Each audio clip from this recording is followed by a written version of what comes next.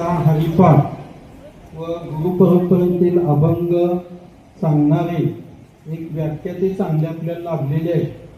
सध्या हा महिना आषाढवारीचा आहे, त्यामुळं असली माहिती आपल्याला मिळणं हे आपलं तसं आपण भाग्य समजूया. आणि आज आपल्याकडे जे श्री ज्ञानेश्वर मिडगुले पत्रकार आहेत त्यानंतर ते स्वतः प्रवचन देतात, समाजामध्ये प्रबोधन सुद्धा करतात आणि उत्कृष्ट असे व्याख्याते सुद्धा आहेत. ते मॅडम व्याख्याते सुद्धा आहेत. त्यानंतर त्यांच्याबरोबर आलेले श्रीयुत दत्तात्रय भुजबळ हे सुद्धा त्यांच्याबरोबर कायम कार्यरत असतात. ते स्वतः मुक्ताई प्रबोधन न्यूज चॅनेलसाठी पुणे येथे आहे, त्यासाठी हे काम करत असतात. आणि हे जे सांगितलेले माहिती आहे त्याचे जे व्हिडिओ आहेत ते व्हिडिओ सगळे यूट्यूबवर टाकले जातात. म्हणजे सगळ्या समाजापर्यंत ही माहिती काय होत असते, पोहोचत असते. ते स्वतः आता जे तुम्हाला माहिती सांगणार आहे तुम्ही त्याची उत्तरं सुद्धा तुम्हाला ते विचारणार आहे. आणि उत्तर विचारल्यानंतर चांगली उत्तर जे कोण देतील त्याचे तुम्हाला बक्षीस सुद्धा दिली जाणार आहे. तर अशा पद्धतीनं या दोन्ही प्रवचनकारांचं श्रीयुत ज्ञानेश्वर मिडगुले आणि श्रीयुत दत्तात्रय भुजबळ यांचं मी संस्थेतर्फे आणि शाळेतर्फे आज इथं आल्याबद्दल हार्दिक असं स्वागत करतो आणि त्यांना विनंती करतो की त्यांनी आपल्या कार्यक्रमाला सुरुवात करा. उजळू दे आकाश तारे, गांधाळल्या पहाटेच येथे वाहू दे आनंद वारे, जागे यावी सृष्टी लाटी, होऊ दे माणूस जागा, मार्ग सारे स्वच्छ व्हावे, घट्ट व्हावा प्रेम धागा, मार्ग सारे स्वच्छ व्हावे आणि मने ही साफ व्हावी, ही सायंकाळ रोज यावी, माणसाचा देव व्हावा, विद्यालयाचे सर्व गुरुदेव आणि तुम्हा बालमूर्तींना ज्ञानेश्वर मिडगुलेचा मनपूर्वक नमस्कार. मुलांनो, आजकाल बघा जो माणूस पायाने चालतो तो ठराविक अंतर गाठतो. तुम्ही कशाने चालता? जो माणूस पायाने चालतो तो ठराविक अंतर गाठतो, परंतु जो माणूस डोक्याने चालतो तो निश्चितच आपलं ध्येय गाठतो. मी तुम्हाला थोड्याच वेळामध्ये थोडं तरी पायाप्रमाणे डोक्याने चालायला शिकवणार आहे. डोक्यानं म्हणजे डोक्यावर बरं का, आता उलटा डेंगुळे. डोक्यानं म्हणजे नीट सरळ अभ्यासामध्ये डोकं वापरूनच जीवनामध्ये तुमच्यातला प्रत्येक जण मोठा, चांगला आणि यशस्वी माणूस होऊ शकतो हा विश्वास देण्यासाठी संत निळोबाराय दिंडीतर्फे मी तुमच्या समोर उभा आहे. बऱ्याच वेळा मुलांना असं वाटतं मी गरीबाचा, मी कमी हुशार, मला कमी मार्क, 35% मार्क, माझं कसं होणार? प्रत्येक जण मोठा होणार. कोणाकोणाला वाटतं अरे मी बुटका, मी काळा, मी लुकडा, मी मुंगळा, माझं कसं होणार? प्रत्येक जण मोठा होणार, काळाही मोठा होणार आणि मुंगळा त्याच्यापेक्षा मोठा होणार. फक्त त्यासाठी तुमच्यामध्ये आत्मविश्वास हवा. माणसाला जीवनामध्ये यशस्वी होण्यासाठी माणसाजवळ आत्मविश्वास हवा आणि तो आत्मविश्वास मिळवण्यासाठी थोडा तरी संतांचा आणि शिवरायांचा इतिहास ज्ञात हवा. जगावं कसं आम्हाला छत्रपती शिवरायांनी शिकवलं, मरावं कसं हे शंभूराजांनी शिकवलं आणि वागावं कसं हे संत आणि समाज सुधारकांनी शिकवलं. आता मला सांगा, आपल्याला कुठे शंभूराजासारखं म्हणायचंय? आपल्याला फक्त एकच काम करायचंय, शिकून सवरून मोठं व्हायचंय. शिकून म्हणजे शिक्षण आणि सवरून म्हणजे सवरून. सकारात्मक अर्थाचे जेवढे शब्द सत्य, सदाचार, सुविचार, संतांचे विचार, संयम, प्रत्येक सुविचारामध्ये माणसाचं जीवन बदलण्याचं सामर्थ्य असतं. एक चांगला विचार घेऊन जगण्याचा, वागण्याचा प्रयत्न केला तर तुमच्यातला प्रत्येक जण मोठा होऊ शकतो हा विश्वास देऊन जाणार आहे. पण बऱ्याच वेळा काय होतं, शाळेमध्ये शिक्षक शिकवत असतात, मुलांचं लक्ष नसतं आणि मुलगा एक दुसऱ्याची बोलत असतं किंवा एखाद्याला खडे मारत असतो. एका शाळेत रामनवमीचा दिवस होता. सरांनी सांगितलं थोडं रामायणावर बोला. मी रामाचा जन्म, सीता स्वयंवर, लंका दहन, रावणाचा वध, रावणाला कोणी मारलं, कसं मारलं, विभीषणाचा अभिषेक, सेतुबंधन सगळं सांगितलं. सांगितल्याच्या नंतर एका पोराचं लक्ष नव्हतं. त्याला विचारलं, ए लाल शर्ट चाल इकडं, ए बारक्या आता मी रामायण सांगितलं ऐकलं तू, मला सांग मला रावणाला कोणी मारलं? ते म्हणतोय मी नाही मारलं. आता तू काय मारणार? तुझं शाळेत लक्ष नसतं, रावण कोण सापडणार आहे तुला? त्यासाठी तुमचं लक्ष फक्त तुमच्या लक्षाकडे हवंय. पण काय होतं बऱ्याच वेळा विद्यार्थी शिक्षकांचं ऐकत नाहीत, पालकांचं ऐकत नाहीत आणि कुणाचंच ऐकत नाहीत. आणि परिणामाला काय होतं? बऱ्याच वेळा मुलं रगीत झाल्यामुळं शिक्षकांचं ऐकत नाहीत, पालकांचं ऐकत नाही. परिणामाने काय होतं? ते पोरगं फेल होतं, नापास होतं. आणि मोठ्या मुलांनी जरा अलीकडे या, मोठ्या 10वीचा जरा अलीकडे मी तुमच्यासाठी आलोय. कारण काय भानगड झाली सर, मी काय म्हणतो याचं कारण सांगतो. महाराष्ट्रामध्ये प्रदूषण निर्माण झालंय. महाराष्ट्रामध्ये एक मोठं प्रदूषण निर्माण झालंय. प्रत्येक गावामध्ये 10 ते 12% पोरं बिगर लग्नाची आहेत. आणि ती कोणती? जी बेकार, तुकार, आता शाळा नीट शिकत नाहीत, आपलं मध्ये करिअर करत नाहीत, नोकरी धंदा पकडत नाहीत, बेकार राहतात, तुकार राहतात. अशा मुलांना कोण देणार मुलगी? म्हणून तुमच्यासाठी मी आलेलो आहे. म्हणून मुलांनी जरा लाल शर्टवाला पुढे त्याच्या अंगात जास्त मला देतो. कारण काय ते मला वाटतं याच्या अंगात मुंगळा का आला तर डीजे वाजला का हे काय करतं तिकडे जाऊन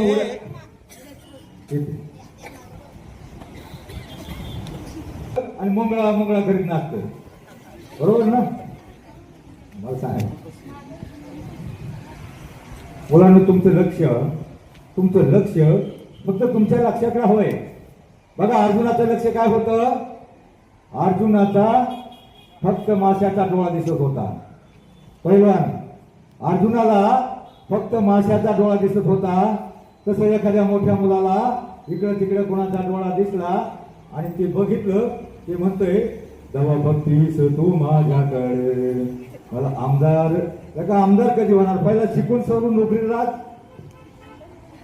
तुमचं लक्ष फक्त तुमच्या लक्षात हवंय. तुमचं लक्ष आहे शिक्षण. म्हणून शिक्षण म्हणजे शून्यातून विश्व निर्माण करण्याचा मार्ग. शिक्षण म्हणजे सुतावरून स्वर्ग गाठण्याचा मार्ग.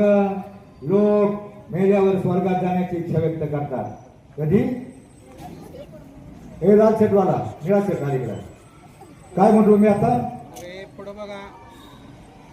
लोक मेल्यावर स्वर्गात जाण्याची इच्छा व्यक्त करतात. पण शिकला सवरलेला माणूस या पृथ्वी तलावर स्वर्ग निर्माण करू शकतो एवढी ताकद या शिक्षणामध्ये आहे. म्हणून तुमचं लक्ष गाठण्यासाठी तुमचं लक्ष शिक्षक काय शिकवतात त्याच्यावर असलं पाहिजे. बघा लहानपणी तुम्ही एक गोष्ट वाचली, गोष्ट ऐकली तुम्ही आजीकडून. 2 लहानपणाची शर्यत लागते आणि त्याच्या मधला एक जण जिंकतो. कोण जिंकतो? कोण? चप्पल कोण होता? आणि मग कासव का जिंकला? तर तो थांबला नाही. प्रत्येक गोष्टीमधून काय बोध घ्यायचा, प्रत्येक धड्यामधून काय धडा घ्यायचा. निळा शर्ट काळा इकडे येते, काळ्याला एक बोला इकडे बघा इथे पुढे तो तू पलीकडून 2 नंबर चौकटी काळा शर्ट इथे. कारण काय तुझं लक्ष पलीकडे. आता पलीकडे तर काय एखादी मुलगी नाही, तिकडे काय बघतो? इकडे पुढे पुढे. कारण काय मुलांचं लक्ष. आजकाल नवीन पिढी सर खरं तर आमच्या 70 पेक्षा 35ची पिढी हुशार आहे. 70 पेक्षा 35ची पिढी हुशार आहे. 35 पेक्षा ही 10-15ची पिढी हुशार आहे. पण भानगड काय झाली सर, ही जरा जास्तच हुशार आहे. जे चांगलं एक तर यांच्या डोक्यामध्ये बसत नाही, यांच्या कानावर पडत नाही, कानावर पडलं तरी डोक्यामध्ये घेत नाही. यांच्या डोक्यामध्ये काय? बघा एखादा डीजे वाजला, कुठेतरी डीजे वाजला यांना कोणी बोलवत नसतं, काही नसतं, तरी ते जेवता जेवता अर्ध्यावर सोडतं, हात मागं पुसतं आणि तिकडे टंगड उभी जातं, lungi dance lungi dance lungi dance. काय ना त्या डीजेचं गाणं काय असतं मुलांना? डीजेचं गाणं, सिनेमाचं गाणं, ऑर्केस्ट्राचं गाणं एकच वर्ष येतं, पण संतांचे अभंग आज 700 वर्षानंतरही आपल्याला तारून नेण्यासाठी, आपलं जीवन भंग होऊन न देण्यासाठी आजही प्रत्येक गावामध्ये कीर्तन, भजन, प्रवचन, हरिपाठ गायले जातात. त्याचा अर्थ चांगला असतो, त्याच्या चाली चांगल्या असतात, पण ते ह्या पिढीच्या डोक्यामध्ये बसत नाही. यांच्या डोक्यामधली ती शांताबाई गेली, आला बाबूराव. मला सांगा, ते शांताबाई बाबूराव या गाण्याच्या चाली त्या दिसल्या का परत? दुसऱ्या वर्षी बाबूराव नंतर कोण आला? आवाज वाढव डीजे, डीजेचं गाणं, सिनेमाचं गाणं, ऑर्केस्ट्राचं गाणं एकच वर्ष फेमस होतं, ते तुमच्यामध्ये डोक्यामध्ये बसतं. पण संतांचे अभंग आज 700 वर्षानंतरही आपल्याला तारून नेण्यासाठी या ठिकाणी प्रत्येक गावामध्ये हरिपाठ होतो. हरिपाठामध्ये एक अभंग आहे. तुमचं तीर्थस्थान आहे नरसोबाची वाडी म्हणजे नृसिंहवाडी. तुम्हाला प्रत्येकाला अभंग येत असेल. मला सांगा, एक अभंग कुणाचा पाठ आहे? एक दोन अभंग? एक दोन अभंग नाही, एक दोन कविता. बघा, नवीन एक कविता आहे तुम्हाला, अभंग आहे जनाबाईचा. काय आहे? धरीला पंढरीचा चोर आहे ना. मग नववीला कविता आहे, इंग्लिश मीडियमला 8वीला आहे. पहिल तो गे गाऊ कोकता है, सपून गे माये सांगता. नववीला कविता आहे, इंग्लिश मीडियमला 8वीला आहे. कॉलेजला आहे बहिणाबाई चौधरीच्या कविता. मग या कविता अभंग तुम्हाला मास्टर डिग्री पर्यंत आहे. त्या काही फक्त त्याची प्रश्नोत्तर लिहून पास होण्यासाठी नाही, त्याच्यातून काहीतरी घ्यायचं असतं. हरिपाठामध्ये एक 38 नंबरचा अभंग आहे, अवघाची संसार. अवघाची संसार सुखाचा करीनं, अवघाची संसार सुखाचा करीनं, आनंदे भरीनं तिन्ही लोक. काय अर्थ होतो बाळू याचा? होय बाळू, होय काय म्हटलं? तुझं लक्षात, तू तर लय बारीक आहे, तू कशाला कोणीकडे बघतो? काय म्हटलो मी? अवघाची संसार सुखाचा करीनं, आनंदे भरीनं तिन्ही लोक. काय अर्थ होतो याचा? काय होतो बाई अर्थ? अवघाची संसार म्हणजे कोणाचा म्हणले? तुझी पप्पी, तुझा पप्पा, तुझी मम्मी, तुझा भाऊ गुड्डू आणि तू नुड्डी, चौघांचा म्हटलंय का?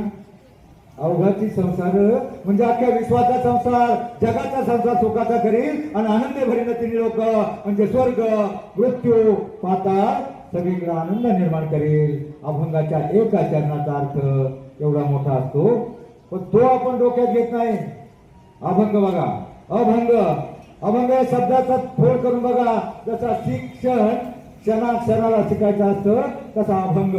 अभंग म्हणजे आयुष्यामध्ये ज्याचे 2 अभंग पाठ असतील, एक अवघाची संसार आणि दुसरा सावता महाराजांचा अभंग आहे.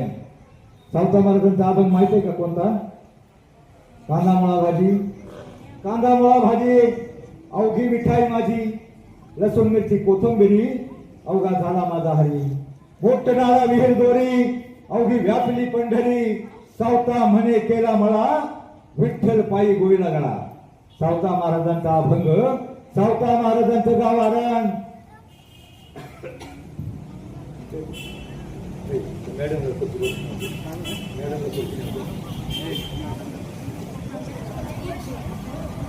परंतु सावता महाराज कधीही पंढरपूरला गेले नाहीत. ते आपल्या शेतामध्ये काम करायचे, मळा फुगवायचे, ओट चालू करायचे, पाणी द्यायचे, कांदा मुळा भाजी पिकवायचे. सावता महाराजांनी आपला देव आपल्या कामामध्ये पाहिला होता. कशामध्ये पाहिला होता? काम करत राहायचे. काम करता करता मोठ चालू केले का मोठ्यावर काहीतरी माणसं वेगळं गाणं म्हणतात बघा. तर शिरपा देवाची कृपा झाली औंध छान रे छान, गाव मोठ्यावरच गाणं, गाव मोठ्यावरच गा. पण ते असं नाही म्हणायचे, ते विठ्ठलाचं भक्त होते, विठ्ठलाचं भजन करायचे. मोठ चालू केली, बैल पुढे सरकायला लागले का त्यांचं सुरू व्हायचं, विठ्ठल विठ्ठल विठ्ठला हरि ओम विठ्ठला. टाळ्या वाजून माग म्हणा, विठ्ठल विठ्ठल विठ्ठला हरि ओम विठ्ठला. विठ्ठल विठ्ठल विठ्ठल हरी ओम विठ्ठल.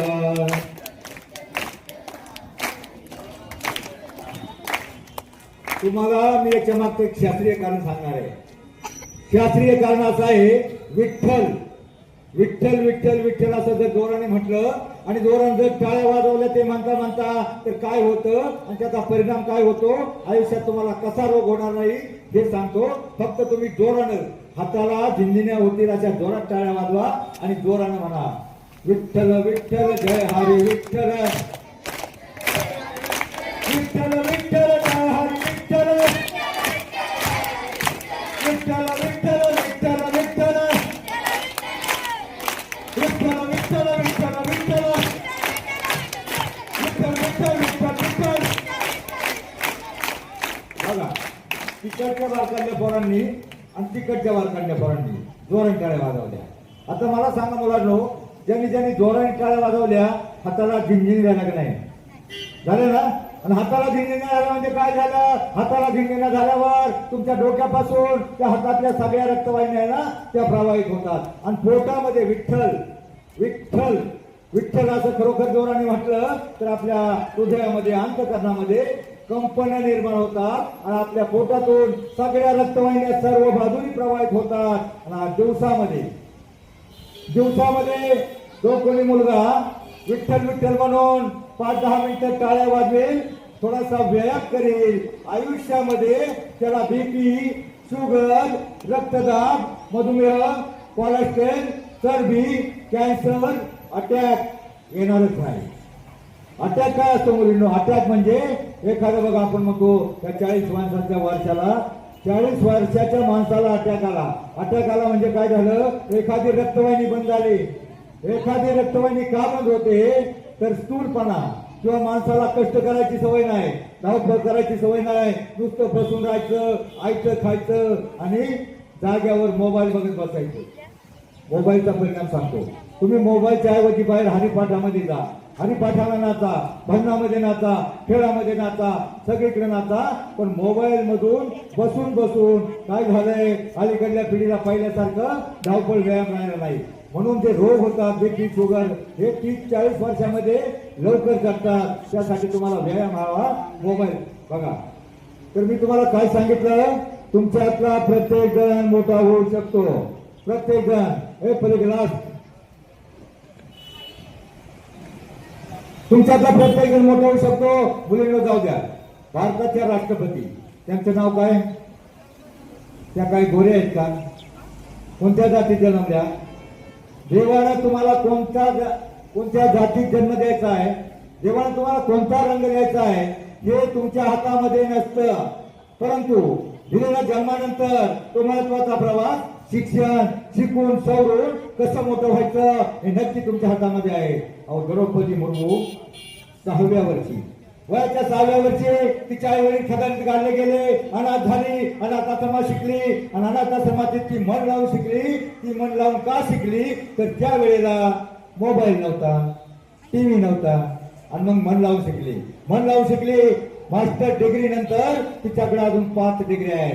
तिला राष्ट्रपती बनवलं. हे तिचा कलर पाहून नाही, तिची जात पाहून नाही, तिचं टॅलेंट पाहून. मग आपल्याला देवानं कोणता कलर द्यायचा आपल्या हातामध्ये नाही. तुम्ही दुसरं एक नाव सांगतो, पी.टी. उषा ऐकलंय का? कोण होती? तिला कितवी शिकली होती माहिती आहे की तुम्हाला? Non matric. Sachin Tendulkar non matric. मग तुम्ही शिक्षणात गाण्यावर पी.टी. उषाला तर अभ्यासाचा इतका कंटाळा, ती 7वी पर्यंत अर्धे दिवस खेळे, अर्धे दिवस शाळेत जायची. 15 दिवस झाले पोरगी शाळेत येत नाही. गुरुजींना मुख्याध्यापकांनी गुरुजींना पाठवलं. गुरुजी सायकलवर निघाले. अरे पोरगी गेली कुठे, पोरगी कुठे गेली? आणि मग नेमकी ज्या वेळेला ते तिला शोधायला निघाले ती एका डोंगराच्या कडेला सडकेवर शेळ्या चालत होती. काय चालत होती? शेळ्या म्हणजे शेरड म्हणतात त्याला. शेरड चालत होती. आता तिनं गुरुजींना पाहिलं. जसं तिनं गुरुजींना पाहिलं तशी ती पोरगी धन पळाली, चिंगाट पळाली, गोंगाट पळाली आणि डोंगरावर जाऊन बसली. गुरुजी बघतच राहिले. ती पळत असताना गुरुजी बघतच राहिले. अरे पोरगी एक हैवान वाऱ्यासारखी पळाली. ती नाही सापडली त्या दिवशी. परंतु गुरुजीने हेरलं हिच्यामध्ये कोणता गुण आहे. कारण हे यांना माहित असतं कोण काय होऊ शकतं. गुरुजींनी खुयरलं आणि मग गुरुजी दुसऱ्या दिवशी सकाळ सकाळ त्या मुलीच्या घरी गेले. तिच्या वडिलांना सांगितलं तिला शाळेत घेऊन या. वडील शाळेत घेऊन आले. शाळेत घेऊन आल्यावर पहिल्याच दिवशी त्या गुरुजींनी असं मोठं लांब ग्राउंड होतं, त्या ग्राउंडवर पळण्याची म्हणजे रनिंगची स्पर्धा घेतली. आता मला सांगा रनिंगची स्पर्धा घेतल्यावर काय झालं असेल. अहो त्याला पळायची डोंगराव एवढी सवय, शाळेचा कंटाळा म्हणून शाळेत शेरड पळालं का शेरड एवढं जोरात पळतं, त्या मागं पळून पळून ती एवढी प्रॅक्टिस झाली होती. 10वी पर्यंतची शाळा होती, 1ली ते 10वी. 7वीची विद्यार्थिनी तिचा पहिला नंबर आला. ही 25 वर्षापूर्वीची गोष्ट आहे. 7वीला होती ती. आणि त्यावेळेला पहिला नंबर आल्यावर गुरुजींनी तिला 10 रुपये बक्षीस दिले. 10 रुपये बक्षीस दिल्यावर तिला लय भारी वाटलं. त्याला लय भारी वाटलं आणि मग ती रोज शाळेत यायला लागली आणि मग जाऊन शिकायला पण लागली.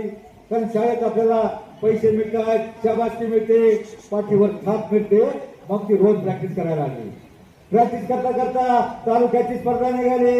8वीला गेली आणि 8वीला गेल्यावर तिला तालुक्यावर पाठवलं. मुलीनं तिने तालुक्यावर 10वी पर्यंतच्या गटात नंबर मिळवला. 9वीला गेली. 9वीला गेल्यावर शाळेने त्याला जिल्ह्यावर पाठवलं. जिल्ह्यावर पाठवल्यावर जिल्ह्याचा क्रमांक तिला मिळाला. आणि नंतर तामिळनाडूमध्ये जे राज्याची स्पर्धा होते तिथं पाठवली. तिथं पाठवल्यावर 10वीला असताना तिला गोल्ड मेडल मिळालं. त्यावेळेला 1 लाख रुपये मिळाले. पाऊस यायला लागलाय. नंतर राज्यामध्ये तामिळनाडूमध्ये तिला गोल्ड मेडल मिळालं. नंतर भारतामध्ये स्पर्धा झाली. 10वीला नापास झाली. दुसऱ्या वर्षी तिला गावकऱ्यांनी देशाच्या स्पर्धेत पाठवलं. तिथं गोल्ड मेडल मिळालं. 1 लाख रुपये मिळाले. नंतर बाहेरच्या देशामध्ये बीजिंगला चीनमध्ये स्पर्धा होती. तिथं मात्र तिथं पदक 9 सेकंदावर हुकलं. तर पावसाचं तिथं पदक मिळालं नाही. बाहेरच्या देशात पाठवली. तिथं पदक फक्त 9 सेकंदावर हुकलं. 9 सेकंदावर हुकलं म्हणल्यावर तिनं हार मानली नाही. ती रोज गावामध्ये प्रॅक्टिस सुरू केली. ह्या गावातून त्या गावापर्यंत 5 किलोमीटर, परत 5 किलोमीटर, 10 किलोमीटर जाऊन येऊन प्रॅक्टिस करायला लागली. तरी 9 सेकंद सुटत नव्हते. पण एक दिवस चमत्कार झाला. एक दिवस जशी त्या गावामध्ये पोहोचली तशी त्या गावातल्या कुत्र्यांची कळवण लागली होती.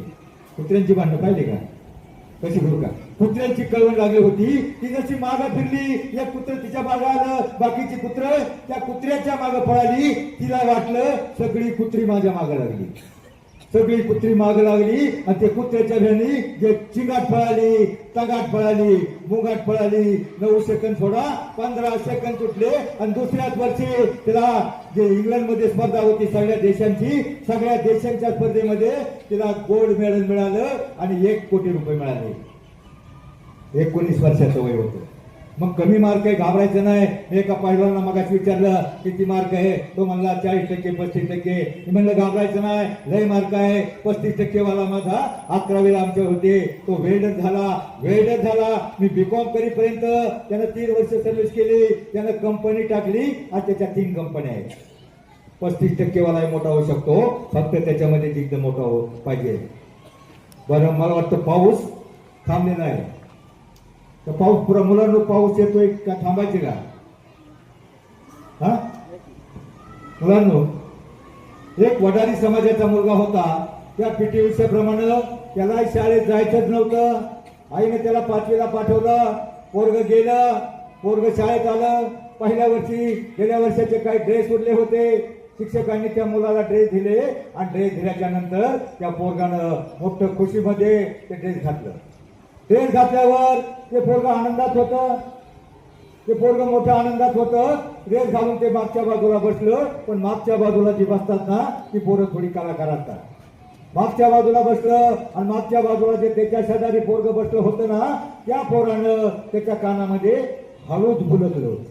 ते म्हटलं अरे पाचवीला काय ते स्कॉलरशिप का काय असतं ना ते लई अवघड असतं. स्कॉलरशिप का काय असतं ना ते लई अवघड असतं. म्हणल्यावर त्याला आधी हावस यांनी पाडला पाऊस. अवघड म्हणल्यावर ते पोरग जे धूम पळालं. पळत जाऊन त्याची आई 4-5 किलोमीटरवर खेळी पडत होती. मुलांना ऐकतंय का 5वीला कोण आहे. अभ्यासाचा कंटाळा कोणाला आहे. कोणावर नाही ना? ठीक आहे. मग मी तुम्हाला या मुलाची गोष्ट सांगतोय. त्याला अभ्यासाचा कंटाळा होता, ते शाळेत जात नव्हतं आणि त्याला त्या पोरानं जसं भोय भेडवलं. अरे 5वीला स्कॉलरशिपचा काय असतंय, लय अवघड म्हणल्यावर ते मागच्या माग त्या ड्रेस सकट जे धूम पळालं त्याच्या 4 किलोमीटर खडी फोडत होती. जाऊन दापा टाकत आई जवळ जाऊन थांबलं. आई म्हटली, का रे बाला, मुलांनो ही सत्य कथा सांगतोय. करमाळ्या जवळच्या जेजूर गावच्या वाडाऱ्याच्या मुलाची कथा आहे. त्याचा बाप दारू पिऊन मेला होता. आई खडी फोडून त्याला जगत होती. त्याला शाळेत जायचं नव्हतं. ह्या पोराची कथा आहे. असं ते धूम पळून खडी त्याच्या 4 किलोमीटर खडी फोडत होती. जाऊन त्याच्या पुढे धापा टाकत उभं राहिलं. आई म्हणली, का रे बाला, शाळा सुटली का काय? बाला म्हटला, नाही आई, शाळा नाही सुटली, पाठी फुटली. नाही शिकायचं म्हणलं आई, मला नाही शिकायची शाळा, मला नाही जायचं, मला लय कंटाळा येतोय, लय अवघड म्हणतात.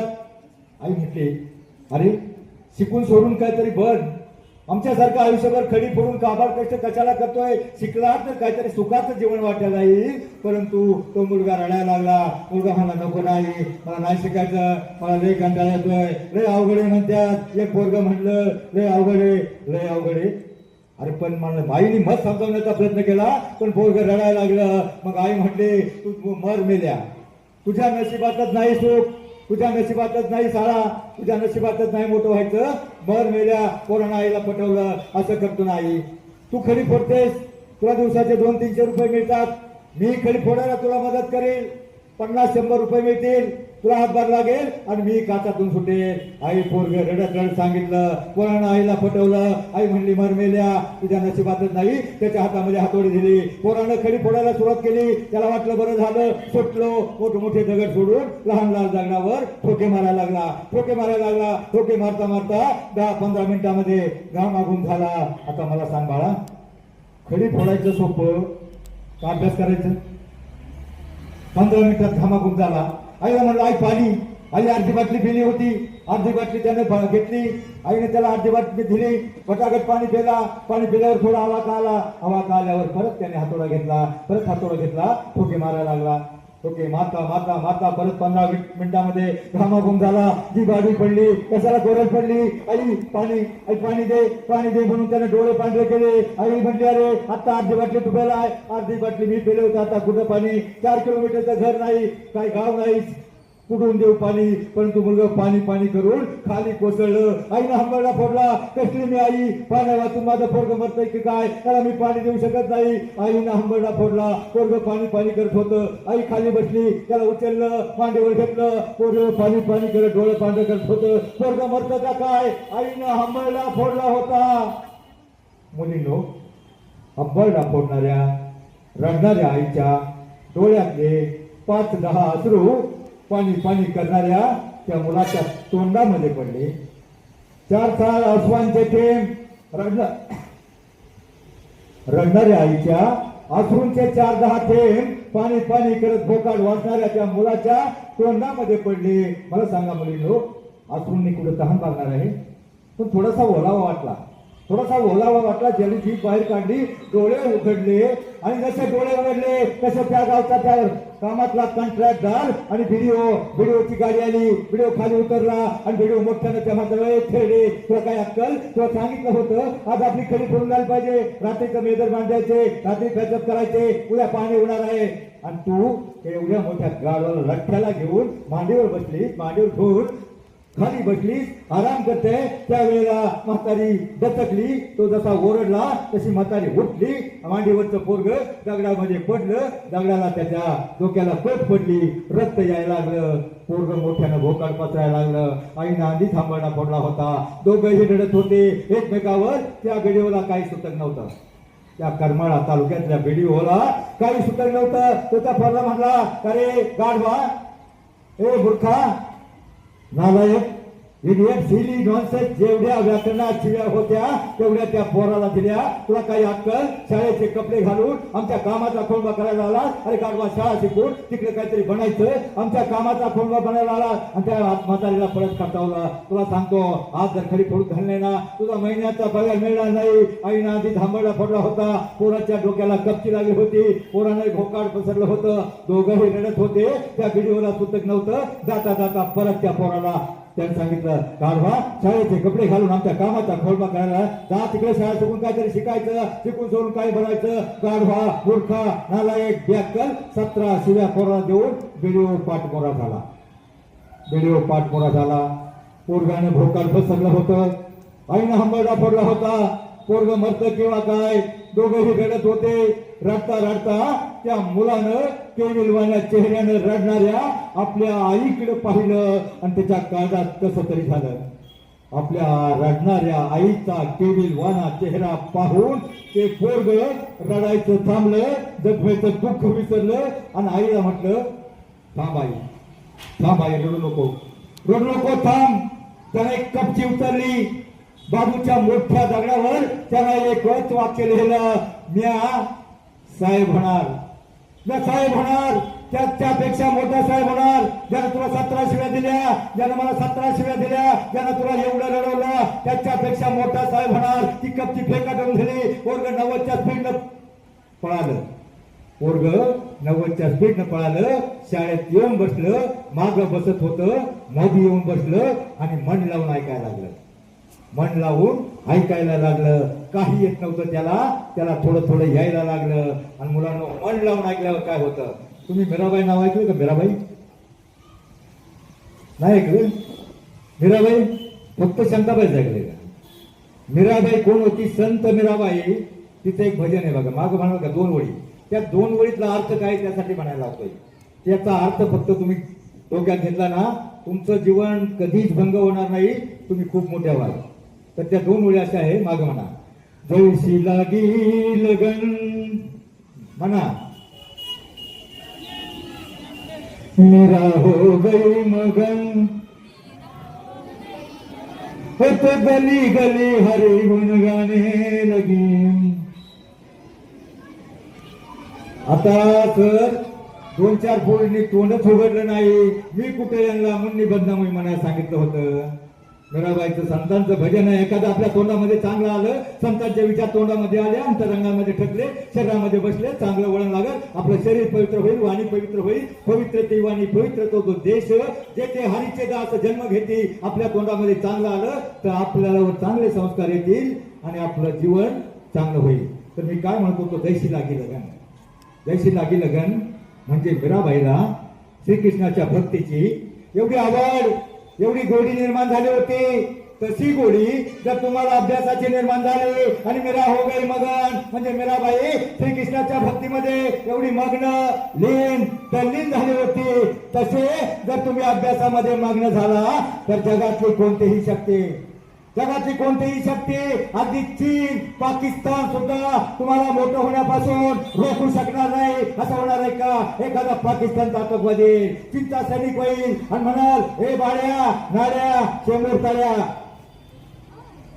लाल शर्टवाला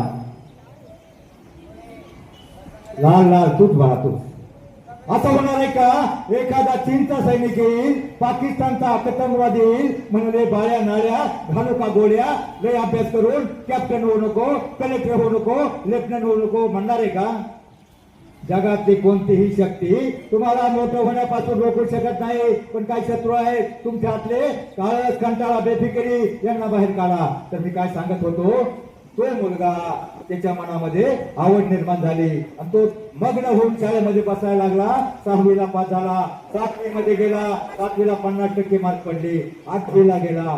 9वीला गेला 60% पडले. 10वीला 70% मार्क पडली. ज्या वडिलांच्या मुलाला त्याला शिकायची नव्हते आणि मुलांना 10वी नंतर त्याच्यामध्ये थोडी ताकद आली. 5वीच्या मुलाला ताकद नव्हती तरी तो खडी फोडायला लागला होता. परंतु 10वी नंतर त्याला थोडी ताकद आली. 10वी पर्यंत 7वी ते 10वी आई खडी फोडायला जायची 10:30 वाजता. तो 6 वाजता जाऊन 10 वाजेपर्यंत आई जितकी दिवसभर खडी फोडते तेवढी खडी फोडून त्याने पैसे जमवले. कॉलेजला प्रवेश घेतला. कॉलेजला गेल्यावर तो एका शेच्या अंडर मध्ये 4 तासाचं काम करायचा. रात्रीचे 11 वाजेपर्यंत शाळेचा अभ्यास करायचा. रात्रीचे 2 वाजेपर्यंत त्याला जी साहेब व्हायचं होतं ना त्या साहेब होण्यासाठी जी पुस्तकं लागतात MPSC UPSC राष्ट्रीय आणि राज्याच्या आयोगाची परीक्षा असते ती पुस्तकं त्यानं पैशानं विकत घेतली स्वतःच्या कष्टावर आणि तो 2 वाजेपर्यंत अभ्यास करायला लागला. ग्रॅज्युएट झाला, ग्रॅज्युएट झाल्यावर 80% ग्रॅज्युएटला मार्क मिळले आणि मुलांना त्यानं 4 वर्ष सतत अभ्यास केला होता एमपीएससी युपीएससीचा. पहिल्याच वर्षी त्यानं दोन्ही परीक्षा दिल्या. दोन्ही परीक्षामध्ये एका परीक्षेमध्ये तो DYSP झाला आणि दुसऱ्या परीक्षेमध्ये कलेक्टर झाला. वडाऱ्याचा काळा कुट्ट मुलगा, ज्याला शाळेची आवड नाही, शाळेला जायचं नव्हतं, तो शिकला. का शिकला मुलांना? का शिकला तो? कारण सांगाल? त्याला शिकायचं नव्हतं, पण त्याच्या मनामध्ये जिद्द निर्माण झाले. त्या व्हिडिओचे शब्द त्याच्या काळजामध्ये फुटले होते, त्याच्यामध्ये जिद्द निर्माण झाली आणि मग त्याने ठरवलं मला शिकायचंय. तसं तुमच्यामध्ये आत्मविश्वास निर्माण करा, तुमच्यातला प्रत्येक जण मोठा होऊ शकतो. कलेक्टर झाला आणि तो करमाळ्याचा व्हिडिओ तोपर्यंत प्रमोशन होत तो सोलापूरला CO झाला. CO म्हणजे उपकार्यकारी अभियंता. त्याच्या सोलापूर ऑफिसच्या कलेक्टर ऑफिसमध्ये त्याची भरती प्रमोशन झालं. तालुक्यावर जिल्ह्याला गेला आणि मग हा जो नवीन झालेला कलेक्टर, कोणता कलेक्टर आपल्या ऑफिसला येतोय म्हणून सगळी लोक त्याच्या स्वागतासाठी उभी होती. 5-7 अधिकारी कलेक्टर ऑफिसचे, नवीन कलेक्टर येणार, ऑफिसच्या बाहेर उभे होते. एक काळा कुट्ट जवान, सफारी घातलेला, जर्किन घातलेला, गेट मधून प्रवेश केला. सगळ्यांनी पाहिलं. तो संत पावलाने जवळ आला. जवळ आल्यावर त्याला त्या 6-7 अधिकाऱ्यावर नजर फिरवली आणि त्या 6-7 अधिकाऱ्यामधला एक अधिकारी त्याला ओळखीचा वाटला. कोणता अधिकारी ओळखीचा वाटला? कोणता?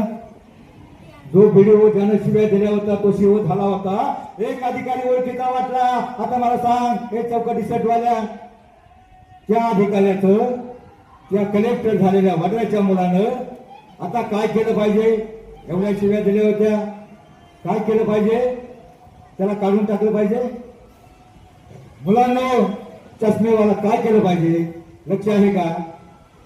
त्या वडाऱ्याच्या मुलानं कलेक्टर झालाय. आता जो व्हिडिओ ज्यानं शिव्या दिल्या होत्या तो कलेक्टर ऑफिसला त्याच्या अंडरमध्ये CO आलाय. मग त्यानं आता त्या व्हिडिओचं म्हणजे COचं ज्यानं शिव्या दिल्या होत्या त्याचं काय केलं पाहिजे? हा, काय केलं पाहिजे? काय म्हणला? जाऊ द्या, त्याला काढून नाही टाकलं पाहिजे. तो संत पावलानं त्या अधिकाऱ्यानं शिव्या दिल्या होत्या त्याच्याकडे गेला. संत पावलानं त्याच्याकडे गेला. कोणी हात जोडले, त्याच्या पायाशी वागला.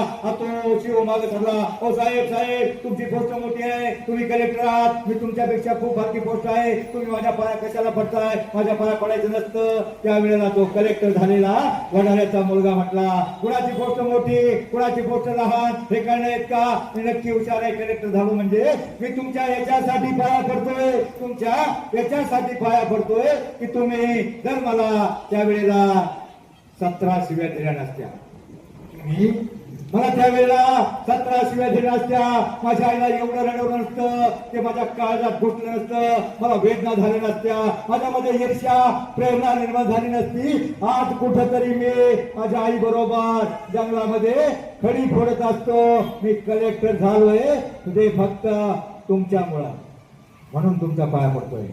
मुलांनो, तुम्ही जर जिद्द निर्माण केली, तुमच्यातला जाऊ द्या कलेक्टर नाही झाला, कमीत कमी क्लार्क तरी होऊ शकतो. म्हणून मुलांनी शिकताना नेहमी आपल्या आई वडिलांचा विचार करावा. आपले आई वडील आपल्याला घडवण्यासाठी रात्रंदिवस कामाला कष्ट करतात. तुम्हाला घडवण्यासाठी बालपणे तुमचं उष्ट खरकट काढतात. बालवाडी, अंगणवाडी, प्राथमिक शिक्षण, हायस्कूल, तो कलम लावा. हायस्कूल पर्यंत तुमच्या आई वडिलांना तुम्हाला घडवण्यासाठी 20 वर्ष लागतात. पण ते तुम्ही एखाद्या डीजे पुढे जाऊन एखाद्या बेवड्याच्या नादानं बिघडू शकता. एखाद्या पुढाऱ्याबरोबर धाब्यावर जाऊन जेवायला खायला पिऊन बिघडू शकता. आणि मग अशा प्रकारे आपल्या महाराष्ट्रातल्या बिघडलेल्या 10% मुलांची लग्न होत नाही. जी मुलं आपलं करिअर करत नाहीत, जी आता अभ्यास करत नाहीत, त्यांना मंगळ करतात, मधीच शाळा सोडून देतात, तिचे पुढे नाचून बिघडतात, पुढाऱ्या परत जाऊन खायला प्यायला शिकतात, अशा मुलांची लग्न होत नाहीत. त्यासाठी मी आलेलो आहे. खरं तर मुलांना मला माहित आहे तुम्ही सगळेजण देव आहात, पण तुम्ही देव आत्ता नाही होऊ शकणार. देव कधी व्हाल? तुम्ही देव नाही झाला तरी काही हरकत नाही, पण तुम्हाला नवरदेव होण्यासाठी शिकून सवरून आपलं करिअर केलं पाहिजे, तरच तुमचं भविष्य. तर आता मी काय सांगत होतो, मुलींनो, तुमच्यासाठी विषय मोबाईलमुळे सगळा घोळ व्हायला लागला. सगळे घोटाळे सर, ऍक्सिडेंट, मोबाईल आला, 25% ऍक्सिडेंट झाले. आता 25% मुलींचे ऍक्सिडेंट मोबाईलमध्ये होतात. फेसबुकवर एका मुलीला पोस्ट आली, मला भेटायला ये, तू फार सुंदर दिसतेस, मला फार आवडलीस, अशी एका मुलीला पोस्ट आली. खोट्या नावानं पोस्ट आली. मुलगी भेटायला गेल्यावर बघते तर समोरच्या टेबलावर तिचा बाप होता. पण कोणत्याही मोबाईलच्या पोस्टला बळी पडू नका. मोबाईल, फेसबुक सगळी पोस्ट आहेत ना, मोबाईलमधले गेम, अनेक पिढी भिकारी होत चालली. मोबाईलमधलं ऍप, असे काही ऍप निघाल्यात, असे काही त्याच्यात हे आहेत. जे गरजेचं आहे तेवढंच मोबाईल पहा. कारण मोबाईलचे दुष्परिणाम, एक मुलगी 92% वाली मुलगी, एक मुलगा म्हणला तुला मोबाईल देतो म्हणून कॉलेजला पुण्याला गेली. त्या मोबाईल शॉपिंगमध्ये असे काही पंटर असतात, तिथं बसवले असतात. एखादी मुलगी फसवली आणि बाहेरच्या देशामध्ये नेऊन विकली तर 25 ते 30 लाख रुपये मिळतात.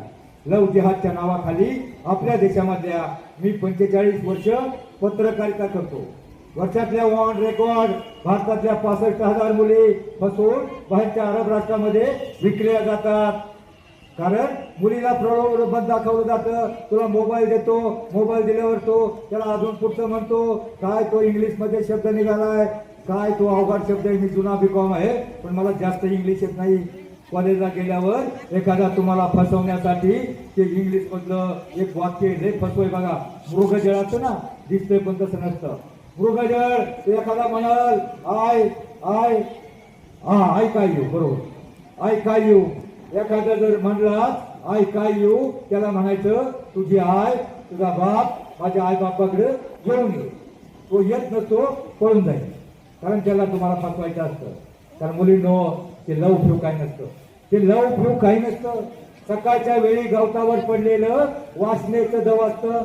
एखाद्या भोळ्या बाबड्या मुलीला फसवण्याचा डाव असतो. वास्तवाच्या उन्हाचे झटके बसले की तेव्हाच विरघळतं. म्हणून मुलींनो, रस्ता फार काटकाळ्याचा झालाय, सगळीकडे वनवा पसरलाय, भटका उडालाय. 3 वर्षाची मुलगी सुरक्षित नाही. तुम्हाला फसवण्यासाठी प्रत्येक रस्त्यावर खड्डे पडलेले आहेत. म्हणून आयुष्यामध्ये एकच काम करा, जपून टाका पाऊल. कारण प्रत्येक वाट सारखी नसते. जपून ठेवा विश्वास, कारण प्रत्येक माणूस आपला नसतो. जपून घ्या निर्णय, कारण प्रत्येक पर्याय योग्य नसतो. जपून ठेवा आपलं मन, तेच फक्त आपलं असतं. मनाचा ब्रेक, काय पुढं, उत्तम ब्रेक. मनाचा ब्रेक, उत्तम ब्रेक. आणि या मनाला ब्रेक लावण्याचं काम आमचं संतांचे साहित्य, हे वारकरी समाज आम्ही करतो. तुमच्या मनाला ब्रेक लावण्याचं काम आमचे 35 लाख वारकरी गेल्या वर्षी पंढरपूरला होतात. बाहेरच्या देशातले 10-15 हजार ते हाफचंडी हाफशर्टवाले बघायला येतात आपला सोहळा. यंदा फॉरेन दिंडी आली, पाहिलं टीव्ही मध्ये, पैठणच्या पुढे गेली. कितीतरी देशातले लोक आपला दिंडी सोहळा बघण्यासाठी येतात. आणि मग आपले वारकरी बघा, वाखरीपासून पंढरपूर पर्यंत लाईन लागलेली असते. मध्ये डिवायडर असतो. या बायका बाजूला ज्ञानोबाची पालखी, एका बाजूला तुकोबाराची पालखी, दोन्ही बाजूला हरिनामाचा गजर चालू असतो. बाबा रखमाय, माऊली माऊली, जय हरी विठ्ठल. कुणी मनोरे करत असतात, कुणी फुगड्या खेळतात, कुणी गवळण म्हणतंय, कुणी भारुड म्हणतंय आणि आनंदाने नाचत असतात. त्या बाहेरच्या लोकांना, त्या हाफ चंडी गँगला, त्यांना प्रश्न पडतो, अरे फाटक्या कपड्यातले, मळक्या कपड्यातले लोक, त्यांना कसला आनंद झालाय, किती आनंदाने नाचतात, कुठून मिळतो आनंद, ते आपल्या याराला म्हणते होऊ शकते.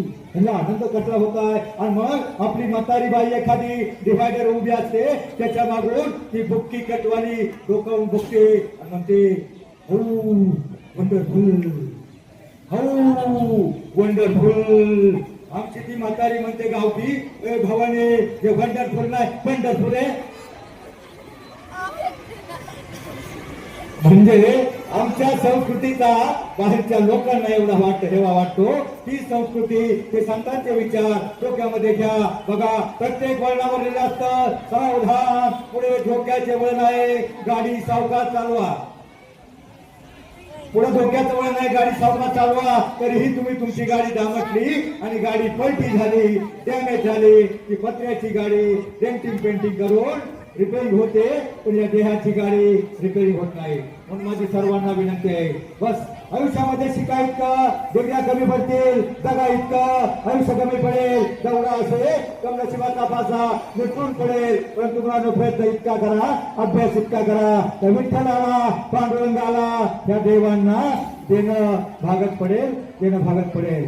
बस एक प्रश्न विचारतो, पुस्तक द्यायचंय छत्रपती शिवरायांच्या दोन्ही मुलांची आणि सुनांची नावं. छत्रपती शिवराय ज्यांनी जगावर कसं आपल्याला शिकवलं, त्यांच्या मुलांची आणि सुनांची नावं. हे सोबाय बरोबर. राजाराम महाराज तारा यांच्यासाठी टाळ्या वाजवा. एक पुढे सर एक पुस्तक चांगल्या मार्गाने नक्की मोठं करू शकतील. धन्यवाद. कृतीचे भारतातले 33 कोटी विद्यार्थ्यांची आकडेवारी बरोबर आहे. तुम्ही इतकडे जेव्हा तुमच्या देवांसाठी एक प्रश्न, पण देवा तुमच्या आवडीचा विचारतो. बघा, एक पिक्चर फेमस झाला होता, त्याचं नाव सैराट, सगळ्यांना माहिती आहे ना, आहे ना. मग त्या सैराट मधल्या हिरोची आणि त्याच्या मित्राची नाव. चला पटकन तुमच्या आवडीचा प्रश्न. चला कोण इथे व्यक्त गेले, विटामिना सूत्र खचले, अवघे अनर्थ या अविद्येने झाले. त्या शिक्षणाचे जनक महात्मा फुले आणि यांनी भारताची घटना लिहिली ते डॉक्टर बाबासाहेब आंबेडकर. या दोघांच्या मानस पुत्राचं नाव एकच आहे, त्यांच्या पुत्राचं नाव काय?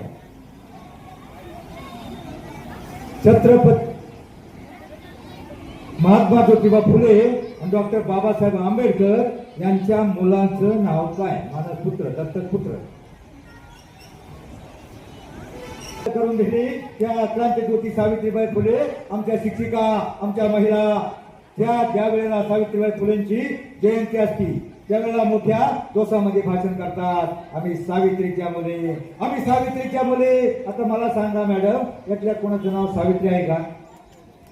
सांगा, कोणाचं असलं तर त्याला 100 रुपये बक्षीस. सावित्री नाही ना. तुमची नावं काय आहे माहिती का? ती एक जाहिरात होती बघा, वॉशिंग पावडर निर्मा, रेखा, हेमा, जया आणि पाजळा. चालेल, जास्त होणार. अहो सावित्री जन्मल्याच नाही, जिजाऊ जन्मल्याच नाही, तर छत्रपती शिवराय आणि ज्योतिबा कडून जन्माला येणार. बस मुलींनो, एवढंच सांगतो. जाता जाता वेळ झालेला आहे. बस आयुष्यामध्ये जाता जाता सूर्याने प्रतिप्रश्न केला, माझ्यानंतर या जगाला कोण प्रकाश देईल? त्यावेळी चंद्रशेखरला मोठमोठे तारे नरवले. एक पंक्ती समोर येऊन म्हणाले, प्रभू माझ्या परीनं मी नक्की प्रयत्न करेल. त्याच वेळेला माझ्यासारख्या एका काजव्याने ठरवलं, माझ्यासारख्या एका ध्येयवादी पत्रकारानं ठरवलं, कुठंतरी कानाकोपऱ्यात जाऊन लुकलुकेल, अज्ञानाच्या अंधाराला प्रकाशाचं अस्तित्व दाखवूनच थांबेन, दाखवूनच सरेल. जय हिंद, जय महाराष्ट्र.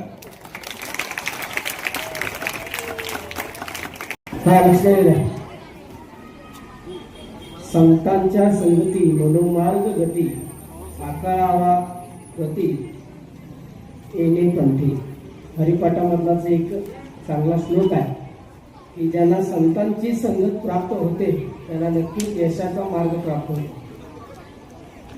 मान्य श्री ज्ञानेश्वर भिडगुले पत्रकार आणि या आषाढी वारीच्या काळामध्ये अतिशय सुंदर असा त्याने जो उपक्रम या ठिकाणी अंगीकारला तो म्हणजे विद्यार्थ्यांना प्रबोधन करणं. अध्यात्माच्या मार्गावरती नेताना या शालेय जीवनापासूनच त्यांच्यावर उत्तम संस्कार झाले तर नक्कीच ही मुलं भविष्यात चांगले संस्कार होतील, आपल्या आईवडिलांची सेवा करतील, देशाची सेवा करतील. त्यासाठी कुठल्याही वाईट मार्गाला, वाईट आचरणाला जाणार नाही. अतिशय सुंदर असा उपक्रम. त्याबद्दल या संपूर्ण परिवाराला मुक्ताई प्रबोधन न्यूज चॅनल पुणे आणि दत्तात्रय भुजबळ सर यांचं सुद्धा आणि या मुक्ताई परिवाराचं आमच्या हायस्कूलच्या वतीनं हार्दिक हार्दिक आभार मानतो. सरांनी मगाशी बोलता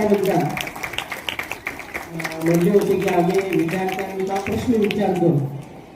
सैराटमधला सरांनी प्रश्न विचारला, मुलांना खरोखर येत होतं की मला माहीत नाही, पण मला आनंद का वाटला की एकट्यानं सुद्धा 8 वर केलं. काय का असं ना, शाळेचे विद्यार्थी चांगले आहेत. नक्कीच परशा लागण्या वगैरे तुम्ही सांगितलं असता, पण नक्कीच तुम्ही सांगितलं नाही. त्या प्रश्नाचं उत्तर सुद्धा तुम्हाला आलं असतं, दुसऱ्या प्रश्नाचं उत्तर सुद्धा आलं असतं, पण काय हरकत नाही. मगाशी सर म्हणले होते मी की विद्यार्थ्यांना अभंग म्हणायला होतो, आणि जर ज्यांनी सुंदर अभंग म्हणलाय त्याला मी पुस्तक देतो. सगळ्या विद्यार्थ्यांच्या वतीनं मी एक नवीन तास अभंग सर म्हणतो. मी म्हणतो सगळ्या विद्यार्थी तुकडोजी महाराजचा आहे, सर्वांना परिचित आहे. आनंदी आनंद किती आनंदी आनंद या जो फळीत माझ्या, या जो फळीत माझ्या भूमीवरी पडावे ताऱ्याकडे पहावे, भूमीवरी पडावे ताऱ्याकडे पहावे, प्रभुनाम नित्य गावे, प्रभुनाम नित्य गावे या जो पडीत माझ्या, या जो पडीत माझ्या. किती आनंदी आनंद किती आनंदी आनंद या जो पडीत माझ्या, या जो पडीत माझ्या. पाहून सौख्य माते देवेंद्र तो विलाजे, पाहून सौख्य माते देवेंद्र विलाजे. शांती सदा विराजे, शांती सदा विराजे या जो पडीत माझ्या, या जो पडीत माझ्या. किती आनंदी आनंद किती आनंदी आनंद या जो पडीत माझ्या, या जो पडीत माझ्या. धन्यवाद सर. वरी न भोजा या झोपडीत माझ्या, या झोपडीत माझ्या. धन्यवाद. सरांनी म्हटलेला अभंग हा प्रत्येकाच्या डोक्यात घुसला पाहिजे. झोपडीत सुद्धा आनंद आहे अशी कविता तुम्हाला आहे.